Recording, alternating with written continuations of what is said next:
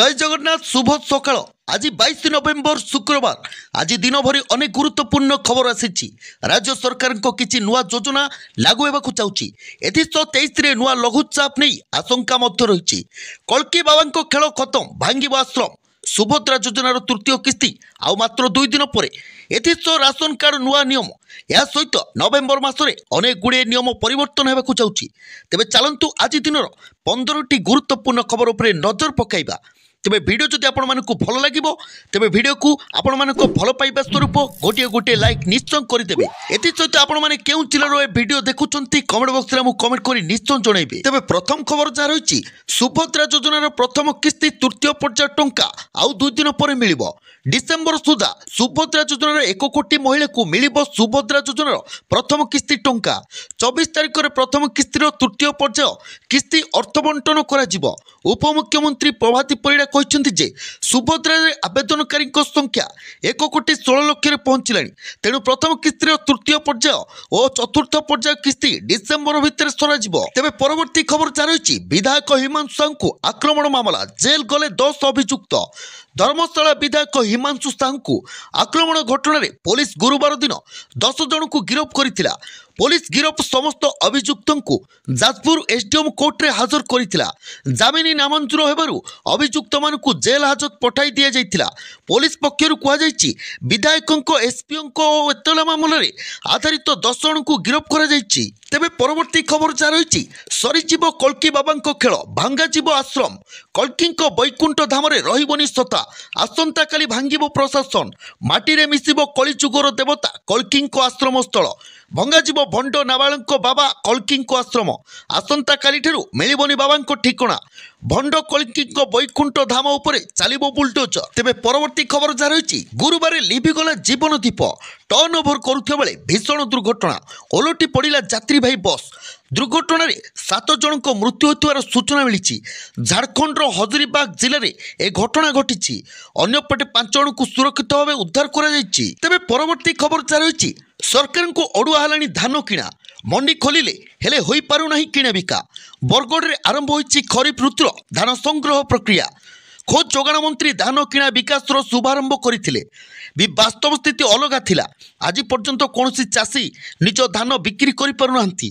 केउ कारणरू मंडी रे चाषर टोकन आसी नथिया बेले अन्यपटे मिलर को टार्गेट न मिलथिबारु कौनसी जड़े हेले भी चाषी तांकर धान बिक्री करि पारु नांती। तेबे परवर्ती खबर जा रही, चाइना को बड़ झटका देले इटाली प्रधानमंत्री। भारत पाई एक बड़ घोषणा। ब्राजिल G20 शिखर सम्मेलन में प्रधानमंत्री नरेंद्र मोदी इटाली प्रधानमंत्री जॉर्जिया मेलोनी द्विपाक्षिया बैठक करिसेंती।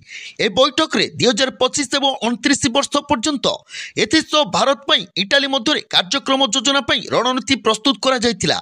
एही समय जॉर्जिया मेलोनी भारत सह संपर्क को नहीं एक ट्वीट करिसेंती, जेउथिरे प्रधानमंत्री मोदी को टैग करी कहिसेंती एवं लिखिसेंती जे आम विभिन्न क्षेत्र में एकाठी काम करने को प्रस्तुत अछु। तेबे परवर्ती खबर जा रही, निकटरे रोहित शर्मा द्वितीय थर पर पिता होइछंती। से पत्नी ऋतिका सहदेवଙ୍କ सह समय बिताइथिबा पई ऑस्ट्रेलिया विपक्ष प्रथम टेस्ट रु दूरे रहिबा को निष्पत्ति नैथिले। से भारत बनाम ऑस्ट्रेलिया प्रथम टेस्टर तृतीय दिन में टीम इंडिया रे जोग देबे। भारतीय दलर अन्य खेलाड़ी माने 10 और 11 नवेम्बर 3टी पृथक दल में ऑस्ट्रेलिया जाइथिले। तेबे परवर्ती खबर जा रही, यूक्रेन उपरे आईसीबीएम माड़ कला रूस। 33 मासरे युद्धर प्रथम प्रयोग। रूस यूक्रेन युद्ध अति भयंकर स्थिति को जाउथवा नजर आसुची। यूक्रेन द्वारा रूस अभ्यंतरीण क्षेत्र में अमेरिकार दीर्घ दूरगामी षड्यंत्र माड़ उपरे एवं रूस आक्रमण करिछि।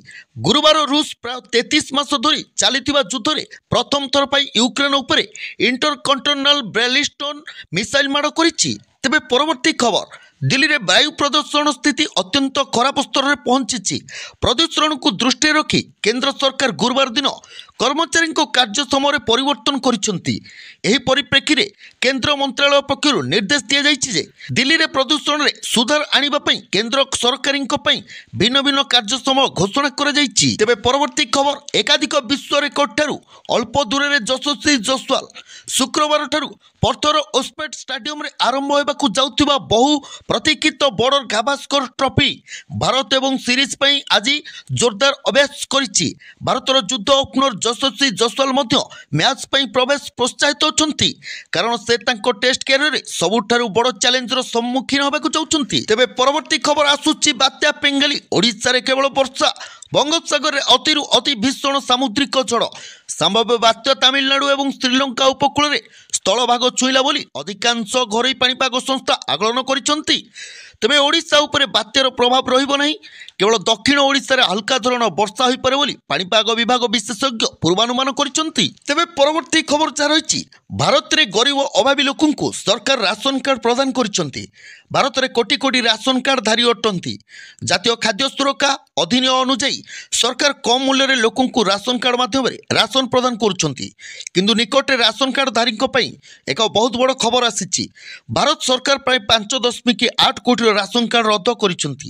କେଉଁ କାରଣରୁ ସରକାର ଏହି ରାସନ କାର୍ଡ ରଦ୍ଦ କରିଛନ୍ତି ଲିଷ୍ଟରେ ଆପଣମାନଙ୍କ ନାଁ ନାହିଁ ତ?